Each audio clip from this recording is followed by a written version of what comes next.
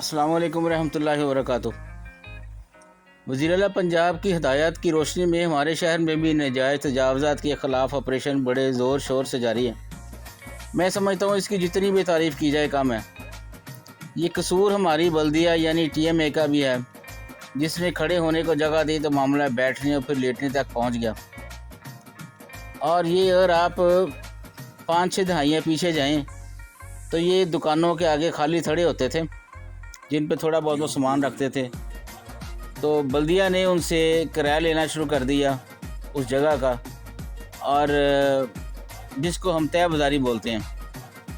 दुकानदारों ने फिर उस जगह को पक्का कर दिया। उसको वो दुकानदार ये समझने लग पड़े कि ये शायद हमने जगह ख़रीद ली है, सरकारी जगह। शटर आगे आगे दुकानों के साइज़ बड़े हो गए।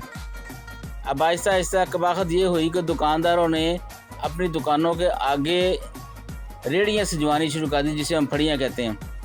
यानी अगर एक दुकान का किराया 40,000 है तो आगे जो फड़ियाँ लगवाई हैं वो तकरीबन 50,000 60,000 की आगे जगह जो है वो कवर करवा दी है। यानी सरकारी जगह का फ़ायदा जो है वो दुकानदार उठा रहा है जो पीछे बैठा हुआ है।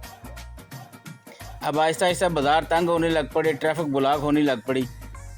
तो हुकूमत को भी ये ख्याल आया कि अब शहर तंग होने लग पड़ा है, तो अब सफाई के लिए हुकूमत मैदान में आ गई है।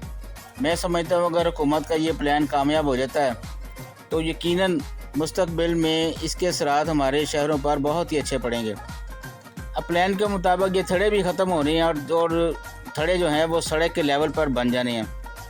तो नालियाँ जो पहले ब्लॉक होती थी, यानी वो नज़र ही नहीं आती थी, दुकानदारों ने बंद कर दिया था नालियों को। वो नालियाँ भी जब बाहर निकल आएंगी तो उनकी सफाई होएगी और उनको ऊपर लोहे का जंगला लगेगा, तो यकीनी तौर पर जो बारिश का पानी है वो भी आसानी से निकल जाया करेगा। तो ये शहर के लिए बड़ा अच्छा है जी। बाज़ार खुले होंगे तो गाहक भी और ज़्यादा आएंगे, दुकानदारों के लिए भी ये बहुत अच्छा है।